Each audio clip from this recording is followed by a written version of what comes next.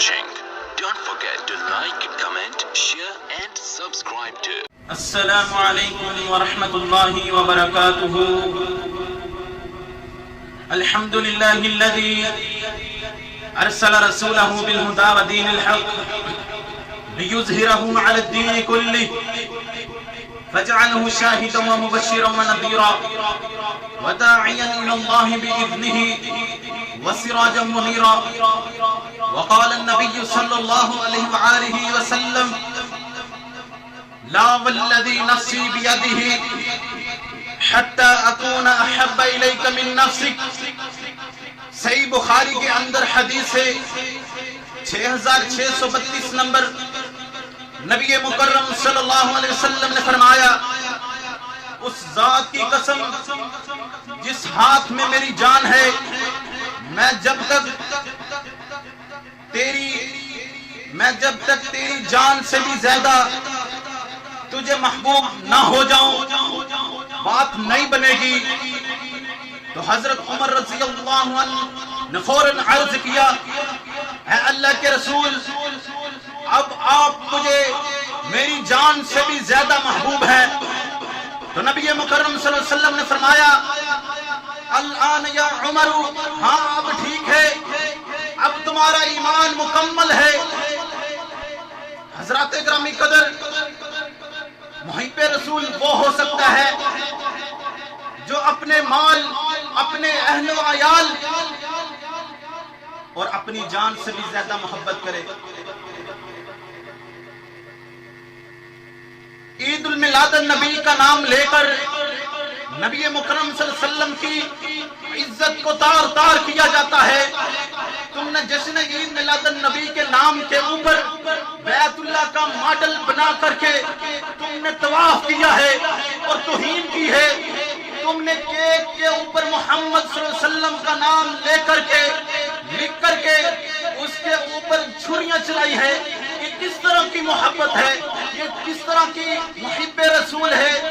رب کعبہ کی قسم ہے، تم نے جشن عید میلاد النبی کا نام لے کر کے پہاڑیاں سجا کر کے اور گانا بجا کر کے اوپر خسرو کا ڈانس کروایا ہے. یہ کہاں کی محبت مصطفیٰ ہے؟ میرے نبی تو کان باندھ کر لیا کرتے تھے، یہاں سے گانے کی آواز آ رہی ہے اور کہتا یہ ہے کہ میں محب رسول ہوں، میں عاشق رسول ہوں. رب کعبہ کی قسم ہے، میرے نبی نے نام میلاد بنایا ہے، نام منانے کا حکم دیا. رسول اکرم صلی اللہ علیہ وسلم کی حیات مبارکہ میں یہ دن 63 مرتبہ آیا، نہ منانے کا حکم دیا. نہ بازار سجائے گئے، نہ جھنڈیاں لگائی گئی، نہ جلوس نکالے گئے. حضرت ابوبکر صدیق کے دور میں یہ دن 25 مرتبہ آیا، نہ میلاد منایا، نہ منانے کا حکم دیا. حضرت عمر رضی اللہ عنہ کے دور میں یہ دن 29 مرتبہ آیا، نہ منایا، نہ منانے کا حکم دیا. حضرت عثمان غنی کے دور میں یہ دن 36 مرتبہ آیا، نہ منایا، نہ منانے کا حکم دیا. یہ حضرت کے دور میں یہ دن 53 مرتبہ آیا، نہ منایا، نہ منانے کا حکم دیا. ابو حنیفہ کے دور میں یہ دن 70 مرتبہ آیا، نہ میلاد منایا، نہ منانے کا حکم دیا. امام مالک کے دور میں یہ دن 86 مرتبہ آیا، نہ میلاد منایا، نہ منانے کا حکم دیا. امام شافعی کے دور میں یہ دن 94 مرتبہ آیا، نہ منایا، نہ منانے کا حکم دیا. امام احمد بن حنبل کے دور میں یہ دن 67 مرتبہ آیا، نہ منایا، نہ منانے کا حکم دیا.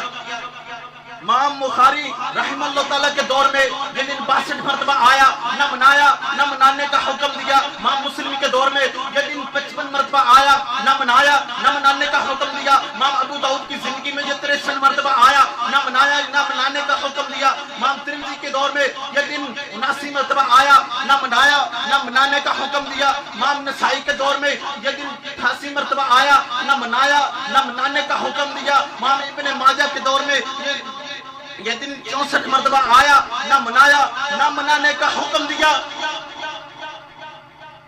تمام صحابہ نے میلاد النبی نہیں منایا.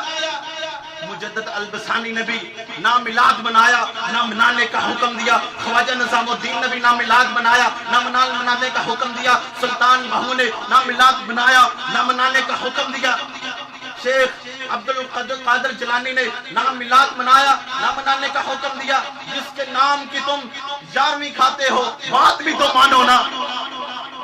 حضرت اکرامی قدر شاہ ولی اللہ محدث نے بھی نام میلاد منایا ہے، نہ منانے کا حکم دیا. امام احمد رضا خان بریلوی نے نام میلاد منایا ہے، نہ منانے کا حکم دیا.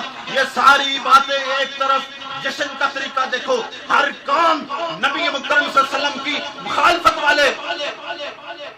اگر 12 ربیع الاول آپ کی پیدائش کا دن ہو بھی تو یہی وفات کا بھی دن ہے. اور جب خوشی اور غمی جمع ہو جائے تو غلبہ غمی کا آتا ہے.